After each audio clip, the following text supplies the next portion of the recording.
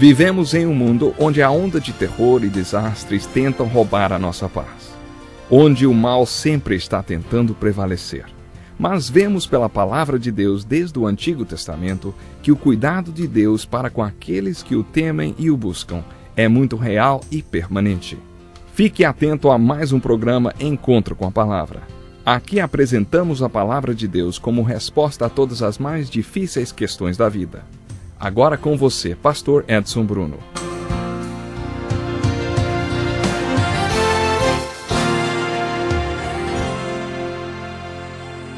Seja muito bem-vindo para mais um Encontro com a Palavra. Estamos muito felizes por podermos contar com a sua atenção durante o programa de hoje. No final do último estudo, pedi que você comparasse as profecias messiânicas de Isaías, capítulo 11, versículo 1 e 2, com a linguagem simbólica dos capítulos 4 e 5 do livro de Apocalipse. Os dois textos fazem referência aos 7 Espíritos de Deus. Mas o que são esses 7 Espíritos de Deus? Muitos estudiosos acreditam que os capítulos 4 e 5 do Apocalipse sejam uma interpretação simbólica e uma aplicação da profecia de Isaías, capítulo 11, versículos 1 e 2. Quando Isaías fala sobre a vinda do Messias, ele quer dizer que o Messias que virá será cheio do Espírito de Deus. Ele manifestará o Espírito de Deus e expressará a essência de Deus de 7 maneiras diferentes. Da sua vida virá o espírito de conhecimento, o espírito de entendimento, o espírito de sabedoria, o espírito de conselho, o espírito de poder, o espírito de adoração e o espírito do Senhor. Agora pense nisso por um instante. Como você vê Jesus Cristo, hein? Não sei o quanto você já conhece sobre os 4 evangelhos, sobre as biografias de Jesus. Qual imagem você tem de Jesus, hein? De acordo com Isaías, Jesus será a expressão perfeita da essência espiritual de Deus. Isso significa que ele expressará o espírito do conhecimento e do entendimento, e conhecerá e entenderá perfeitamente a palavra de Deus. Sabedoria significa a aplicação do conhecimento. Isaías está nos dizendo que Jesus terá o espírito de sabedoria. De acordo com Isaías, o Messias saberá como aplicar a palavra de Deus nas situações da vida real. Ele mostrará aos outros como aplicar a palavra de Deus em suas vidas, o que significará que tem o espírito do conselho. Como Messias, ele compartilhará essa perspectiva com as pessoas de um espírito de conselho. Haverá uma dinâmica de mudança de vida. Isso significa que o Messias demonstrará o espírito de poder e força. Depois, Isaías profetiza que haverá o espírito de adoração no Messias. De acordo com Isaías, essas serão as 7 expressões do Espírito de Deus na vida do Messias. Nos dias de hoje temos visto uma renovação carismática e um forte interesse pelo Espírito Santo. Nos últimos 40 anos do século XX aumentou o interesse pelos dons do Espírito Santo. Na linguagem original do Novo Testamento, carismata é a palavra que descreve os dons do Espírito, o que significa que o Espírito Santo se expressa dando ao povo de Deus dons espirituais. A discussão a respeito do Espírito Santo provoca muita divisão e confusão no meio evangélico, porque as pessoas cometem alguns erros na maneira como se referem ao ministério do Espírito Santo. Por exemplo, você já ouviu a expressão um crente cheio do Espírito Santo? Já ouviu, não? Pois é. Algumas pessoas já me perguntaram se eu era cheio do Espírito. Eu pensei e respondi, bom, nem sempre, e você, hein? Há uma ideia implícita de que existem 2 tipos de crentes, não é? Os cheios do Espírito e os outros que nunca estão cheios do Espírito. Será que é isso que a Bíblia diz quando usa a expressão cheio do Espírito? A Bíblia ordena que todos sejam cheios do Espírito. Espero que todos nós tenhamos esse desejo de ser realmente cheios do Espírito. Mas o que significa ser cheio do Espírito? Lemos no livro de Atos que Pedro, cheio do Espírito, pregou aquele importante sermão do dia do Pentecoste. Mais adiante, lemos outra vez que Pedro, cheio do Espírito, pregou novamente e milhares de pessoas foram salvas. E mais outra vez lemos que Pedro, cheio do Espírito, fez uma coisa e outra. Será que entre essas ocasiões em que as Escrituras mencionam que Pedro estava cheio do Espírito, ele continuou cheio do Espírito? O apóstolo Paulo ordenou em Efésios capítulo 5, não se embriaguem com vinho, mas deixem-se encher pelo Espírito.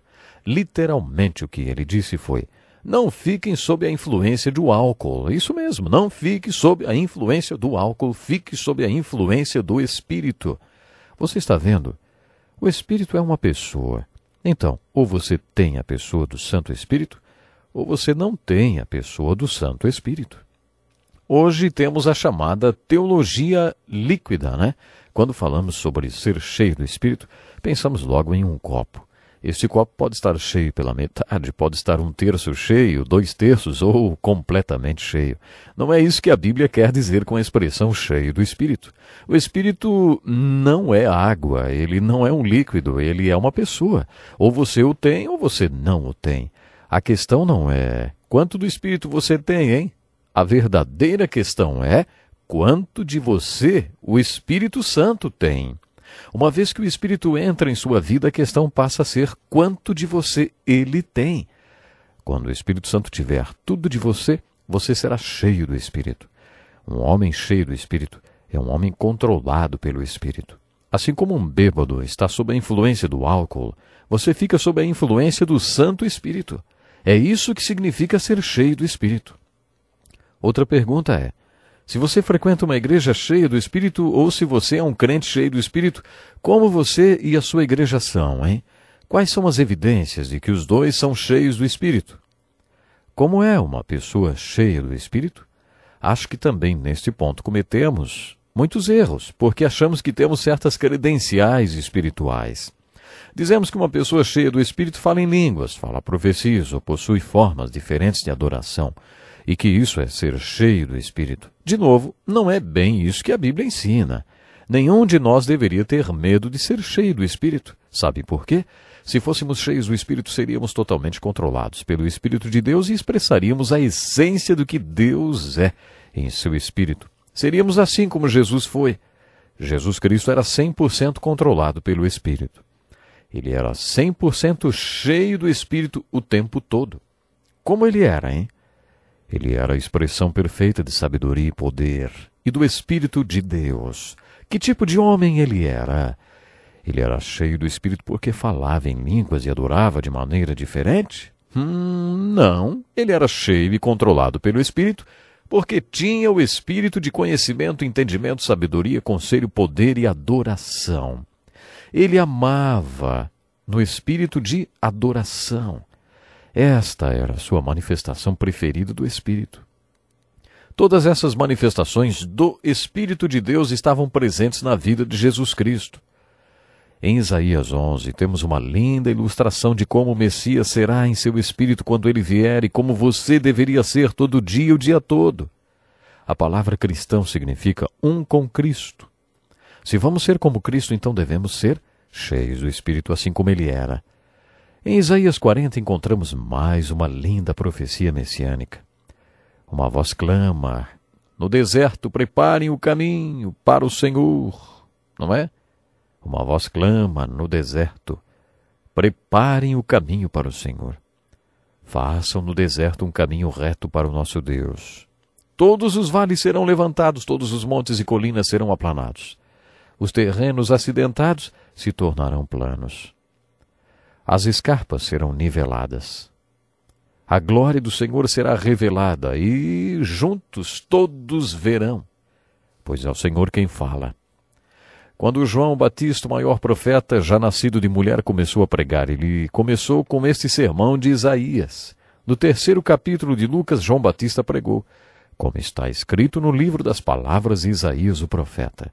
Voz do que clama no deserto, preparem o caminho para o Senhor, façam veredas retas para ele. Todo vale será aterrado e todas as montanhas e colinas niveladas. As estradas tortuosas serão direitadas e os caminhos acidentados aplanados. E toda a humanidade verá a salvação de Deus. Este é um dos mais importantes sermões de Isaías. Isaías pregou que Deus estava vindo a este mundo na pessoa de seu filho, o Messias. Isaías compara essa vinda com a jornada de um rei. Se um rei estivesse em uma jornada para uma vila distante, construiriam para ele uma rodovia, para que ele viajasse nela e a chamariam de a rodovia do rei. Para construir uma estrada você nivela os montes, endireita os caminhos tortos e aplana o terreno. O resultado é uma rodovia. Isaías usa essa ilustração do dia a dia e diz: Deus quer viajar neste mundo, mas ele precisa de uma estrada. A rodovia pelo qual Deus virá a este mundo é a vida de seu Filho. A vida do Filho de Deus vai ser uma vida cujas montanhas do orgulho serão niveladas. Os vales serão preenchidos. Os caminhos tortos do pecado serão endireitados, e a resposta do Filho de Deus é que ele aplanará os caminhos ruins. O resultado será uma rodovia pela qual Deus poderá viajar neste mundo e toda a carne verá a glória de Deus através dela, através dessa vida perfeita. Quando João Batista pregou o sermão de Isaías, ele disse: toda a carne verá a salvação de Deus quando esta estrada estiver pronta. Eu vou repetir, hein? Devemos ser como Cristo. É isto que quer dizer ser cristão. Quando Jesus deixou este mundo terreno, ele disse a seus apóstolos: como o Pai me enviou, eu os envio. As nossas vidas devem ser estas rodovias para Deus. Faça essa oração: Deus, faz da minha vida uma estrada pela qual o Senhor possa viajar por este mundo. Não se espante se, depois de fazer essa oração, os tratores espirituais de Deus aparecerem nivelando sua vida, enchendo os vales e endireitando os caminhos tortos. Foi isso que você pediu. Outro lindo sermão e profecia sobre o ministério de Jesus está em Isaías capítulo 61. Jesus começou seu ministério de 3 anos com um manifesto, o chamado Manifesto do Nazareno. Este manifesto está registrado no capítulo 4 de Lucas. Jesus foi para a sinagoga de sua cidade natal e pediu o livro do profeta Isaías. Ele abriu o livro e leu: O Espírito do Senhor está sobre mim, porque ele me ungiu para pregar boas novas aos pobres. Ele me enviou para proclamar liberdade aos presos e recuperação da vista aos cegos, para libertar os oprimidos e proclamar o ano da graça do Senhor. Se você comparar a profecia de Isaías no capítulo 61 e a citação de Jesus em Lucas 4, perceberá que ele parou no meio da sentença. O versículo de Isaías continua dizendo: para proclamar o ano da bondade do Senhor e o dia da vingança do nosso Deus. Jesus não leu essa parte da vingança porque ela se refere à segunda vinda ou advento do Messias. O Messias voltará e se vingará de todos os inimigos de Deus. Mas Jesus parou no meio da sentença e devolveu o livro ao rabi e disse: hoje se cumpriu a escritura que vocês acabaram de ouvir. Vamos ficando por aqui. Como é bom mergulhar nessas verdades bíblicas. Programe-se para estar conosco no próximo programa. Até lá. Que lição importantíssima. Obrigado, pastor Edson Bruno. Prezado ouvinte, coloque em prática o que você ouviu aqui. Sem dúvida, sua vida será grandemente abençoada. Este é um estudo escrito pelo Dr. Dick Woodward, na voz do pastor Edson Bruno. Escreva-nos e solicite o material. Nosso endereço é Encontro com a Palavra, Caixa Postal 2011, CEP 89201-970, Joinville, Santa Catarina. Até o nosso próximo Encontro com a Palavra.